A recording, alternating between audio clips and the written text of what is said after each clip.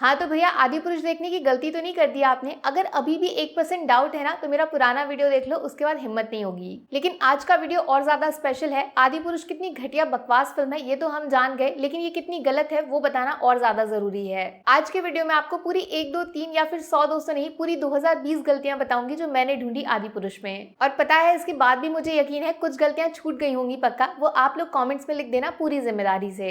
गलती नंबर 1, हिरण्यकश्यप के बारे में सुना है आपने। इसको ब्रह्मा जी से वरदान मिला था कि उनके बनाए हुए किसी भी प्राणी से उसकी मृत्यु ना हो सके, ना तो दिन के उजाले में और ना ही रात के अंधेरे में, ना महल के बाहर और ना ही महल के अंदर, न मनुष्य, न पशु, न असुर, न देवता, न पृथ्वी पे, न आकाश में। अपने आदि पुरुष फिल्म बनाने वालों ने ना इस हिरण्यकश्यप को ही रावण समझने की गलती कर दी। सच में मैं प्रूफ दूंगी आपको। फिल्म में लंकेश को ब्रह्मा ये सेम ऊपर वाला वरदान देते हैं और इसके बाद रावण का घमंड 1000 गुना बढ़ जाता है। लेकिन फिल्म की एंडिंग में बेचारा रावण तो मारा जाता है। कैसे, क्यों, राम ने रावण को मारा कैसे, ये जवाब पूरी फिल्म में कहीं नहीं मिलेगा आपको। वो इसलिए क्योंकि ये आलसी फिल्म मेकर्स ये बताना भूल ही गए कि रावण ने जब ब्रह्मा जी से वरदान मांगा तो उसमें वानर और मनुष्य दोनों का नाम नहीं लिया। ये उसका अहंकार था जिसमें उसने देवता और असुर से खुद को अमर तो कर लिया, लेकिन इंसान और वानर को कमजोर समझने की गलती कर दी। इसीलिए रामायण की लड़ाई में स्वयं विष्णु जी ने राम बन के अवतार लिया और हनुमान जी को अपना साथी बनाया, जिससे रावण की सिर्फ मौत नहीं उसका घमंड भी तोड़ा जाए। इतनी बड़ी बात सोचो, ये 600 करोड़ की डब्बा फिल्म बनाने वाले लोग पब्लिक को बताना ही भूल गए। बाजी। और तो और विभीषण इस रामायण के युद्ध में कितना जरूरी था, साला ये भी नहीं समझाया इन लोगों ने। मतलब हद होती है यार कामचोरी की। रावण के पास अमृत था जिसको वो अपनी नाभि में छुपा के रखता था, इसीलिए जब भी उस पर हमला होता वो अमृत पी के दोबारा जिंदा हो जाता।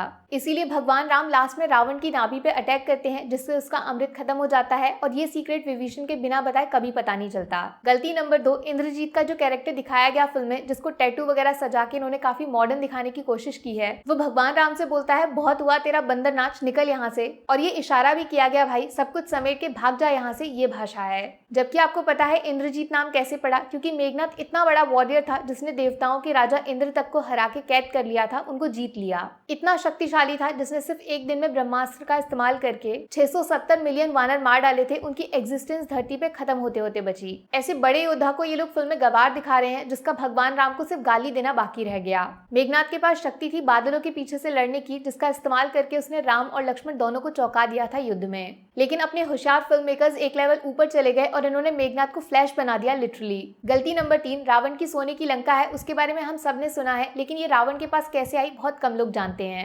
एक्चुअली सोने की लंका कुबेर की थी, जो रिश्ते में रावण के सौतेले भाई लगते थे। अब कुबेर थे देवता और रावण की माँ राक्षसी थी, इसीलिए अपने माँ के कहने पर रावण और उनके असुर भाइयों ने ब्रह्मा जी की तपस्या करके शक्ति प्राप्त की और कुबेर से उनकी लंका छीन ली। अब फिल्म में ये सोने की लंका पता नहीं कहाँ चली गई। अंदर जो दिखाया गया वो तो कोयले की नगरी थी, एकदम काली बर्बाद टाइप की।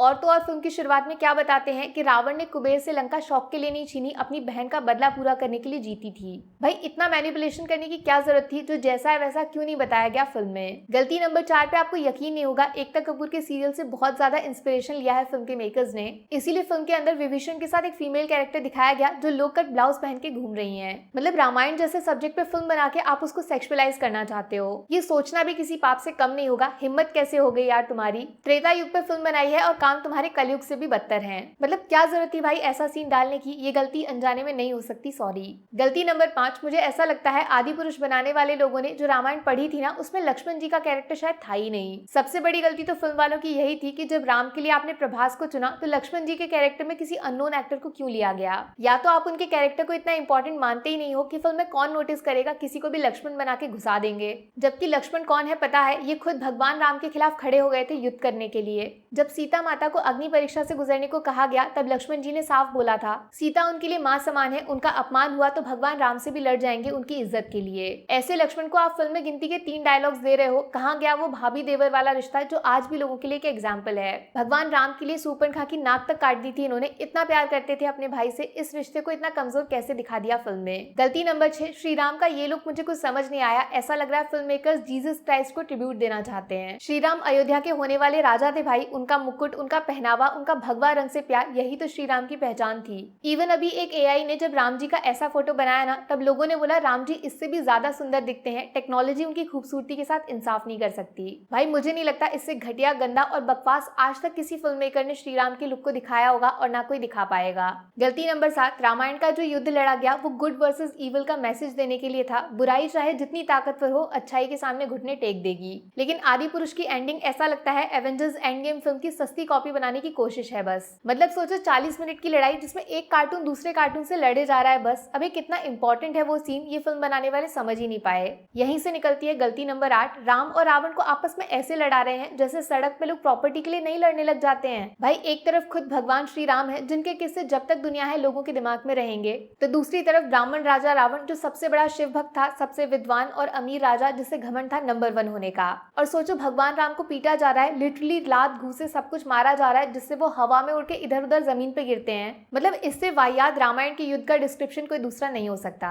और गलती नंबर 9 भी इससे कनेक्टेड है। फिल्म में क्या दिखाया कि राम और रावण की लड़ाई रात में चल रही है एकदम अंधेरे में। भाई थोड़ा सा अगर आपने रिसर्च किया होता तो पता चल जाता कोई भी युद्ध सूर्यास्त के बाद नहीं लड़ा जाता था। फिर चाहे जीत के एकदम नजदीक क्यों ना खड़े हो आप, लेकिन रात में सूरज ढलने के बाद शस्त्र का त्याग करना पड़ता था। गलती नंबर 10, अभी रावण के साथ चमगादड़ क्या फ्री में चिपका दिया। मतलब फ्रीडम ऑफ क्रिएटिविटी के नाम पे कुछ भी कर दोगे। रावण ने जब कुबेर को हराया था ना तब उसके पास से पुष्पक विमान भी छीन लिया था। ऐसा विमान जिसको देखकर उस वक्त देवता और असुर भी जलते थे रावण से। और फिल्म में सोचो पुष्पक विमान को चमगादड़ से बदल दिया। मतलब थोड़ी तो मर्यादा रख लेते भाई, रावण है वो कोई टार्जन थोड़ी है। और इसी चमगादड़ से गलती नंबर 11 भी कनेक्टेड है। फिल्म में रावण का एक सीन है जब वो इस अजीब से प्राणी को मीट खिला रहा है अपने हाथों से मांस। भाई रावण खुद ब्राह्मण था, वो भी सबसे ऊंचा टाइप का, ऐसी भक्ति करता था भगवान शिव की कि अपनी जिंदगी तक उनके पैरों में चढ़ा देता खुशी खुशी। और भगवान शिव खुद जानवरों के रक्षक माने जाते हैं, वो हर एक जीव जंतु से बराबर प्यार करते हैं। ऐसे भगवान शिव के सबसे बड़े भक्त रावण से तुम किसी जानवर का मांस खिलवा रहे हो, मतलब कैसे सोचा होगा यार, शर्म नहीं आई बिल्कुल। गलती नंबर 12, जब फिल्म में सीता हरण का सीन आता है तो मेकर्स ने क्या दिखाया कि जब रावण सीता को ले जा रहा था तो भगवान राम और लक्ष्मण दूर से सब कुछ देख रहे थे। मतलब राम इतने कमजोर हो गए कि उनके सामने उनकी पत्नी का कोई हरण करके ले जाए और वो बचाने की कोशिश तक न करें। ऐसी रामायण तो यार कहीं भी नहीं पढ़ाई गई। पता नहीं इस फिल्म के मेकर्स ने कौन सा कोर्स किया था, रामायण की कहानी ही बदल के रख दी भाई। यहीं से निकलती है गलती नंबर 13। रामायण में जटायु का कैरेक्टर बहुत इंपॉर्टेंट है क्योंकि इनसे ही पता चलता है रावण सीता को पुष्पक विमान पर बिठा के ले गया। पहली बात तो जटायु गिद्धराज थे, वल्चर, इतना तो बच्चा बच्चा जानता है, फिल्म में इनको ईगल बना के दिखा दिया।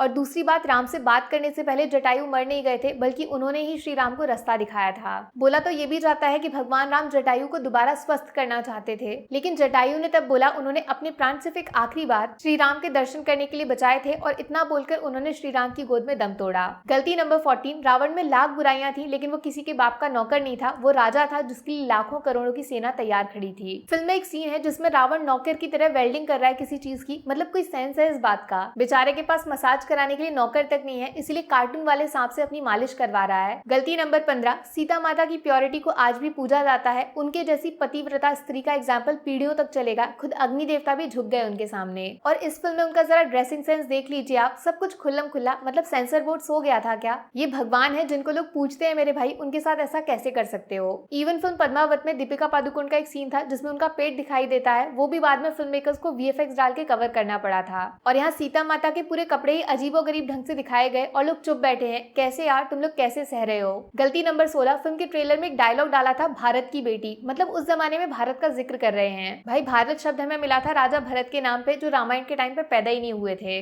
आपको पता है इसी बिना सर पैर के डायलॉग की वजह से फिल्म को नेपाल में बैन तक कर दिया गया। काश इंडिया में भी हो जाता तो आज मैं और आप अपना सर नहीं फोड़ रहे होते। गलती नंबर 17 है श्री राम का गुस्सा। टीजर के टाइम से ही लोगों ने इस कमजोरी को पकड़ लिया था। प्रभास हर सीन में सिर्फ गुस्से का इस्तेमाल करते हैं और इस गुस्से को थोड़ा सा छिपाने के लिए बाद में फिल्म मेकर्स ने जबरदस्ती स्क्रीन को काला भी कर दिया। थोड़ा डार्क रहेगा तो प्रभास का गुस्सा कम दिखेगा। भगवान राम मर्यादा पुरुषोत्तम है, उनको गुस्सा नहीं आता भाई, वो सिर्फ दुष्टों को सजा देते हैं। उनके लिए वो इतने जरूरी नहीं कि अपने चेहरे की हंसी गायब कर दें। जबकि इस फिल्म में एक सीन ऐसा नहीं जिसमें प्रभास के चेहरे पे हंसी आई होगी। और यहीं से गलती नंबर 18 है, फिल्म बनाने वाले लोगों की नाम बड़े दर्शन छोटे। प्रभास का स्टारडम बाहुबली के बाद अचानक से जो बढ़ा, उसके लालच में इन लोगों ने प्रभास को श्रीराम तो बना दिया, लेकिन अगर एक बार ऑडिशन कर लिया होता तो आज फिल्म में श्रीराम कोई और ही दूसरा एक्टर प्ले करता। पैसे के लालच में आपने रामायण के इमोशंस और मैसेज को नजरअंदाज कर दिया, इसीलिए पब्लिक ने आपकी फिल्म को इग्नोर मार दिया, सिंपल। गलती नंबर 19 है, रावण के 10 सर जो असलियत में उसकी सबसे बड़ी ताकत थे, लेकिन फिल्म में इनके पीछे इतना घटिया स्पेशल इफेक्ट है जिससे ये मजाक बन के रह गए।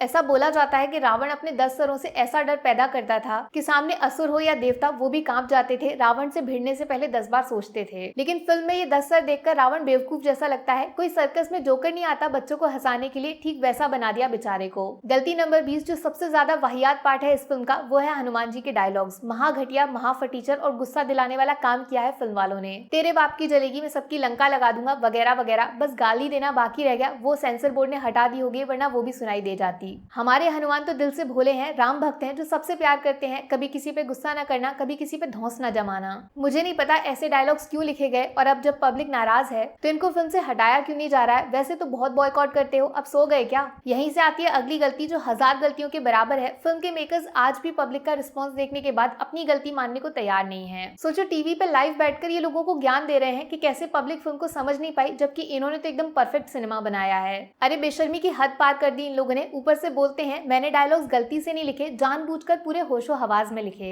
इसको बोलते हैं एक तो गलती, ऊपर से सीना जोरी। ये फिल्म बनाने वाले लोगों को ना फिल्म लाइन छोड़कर राजनीति में चले जाना चाहिए, वहां तुम लोग खूब तरक्की करोगे। और फाइनली सबसे बड़ी गलती जो फिर से 1000 गलतियों के बराबर साबित होगी, इस फिल्म को बनाने वाले डायरेक्टर ओम राउत का विजन। कोई भी फिल्म जब स्क्रीन पे आती है तो उससे पहले किसी डायरेक्टर के दिमाग में तैयार की जाती है। ओम राउत ने रामायण को इस तरह कैसे इमेजिन कर लिया, जवाब देना पड़ेगा। ये सब आपने जानबूझकर किया, बात माननी पड़ेगी, फिल्म अपने आप नहीं बन गई। 600-700 करोड़ का जो लॉलीपॉप पकड़ाया पब्लिक को, जिस वजह से लोग भाग के गए थे थिएटर अपने रामायण को एक नया जन्म लेते हुए देखने, उनकी श्रद्धा के साथ जो चीटिंग की गई है, बेईमानी, इसका हर्जाना फिल्म वालों से पूरा वसूल किया जाना चाहिए। आज अभी इसी वक्त मैं आप सबसे रिक्वेस्ट करती हूँ, हम लोग क्यों ना ट्विटर पे #रिफंड आदि पुरुष ट्रेंड करवा के अपने टिकट का पैसा वापस मांगते हैं। जिस तरीके से इन लोगों ने रामायण के साथ खिलवाड़ किया है, उसके बदले में 1 पैसा भी अगर ये लोग कमा रहे हैं तो वो रामायण की सबसे बड़ी हार है। इसके आगे मैं कुछ और नहीं बोलना चाहूंगी। पब्लिक खुद समझदार है, अपना फैसला जरूर सुनाएगी। आगे इस तरह से हमारे भगवान से खिलवाड़ ना किया जाए, रास्ता ढूंढो। बाकी वीडियो में कुछ पसंद आया हो या फिर कुछ शिकायत करनी हो तो मैं आपको इंस्टाग्राम पे भी मिल जाऊंगी, वरना थोड़ा सा इंतजार करिए। मिलूंगी आपसे अगले वीडियो में। Take care, bye bye.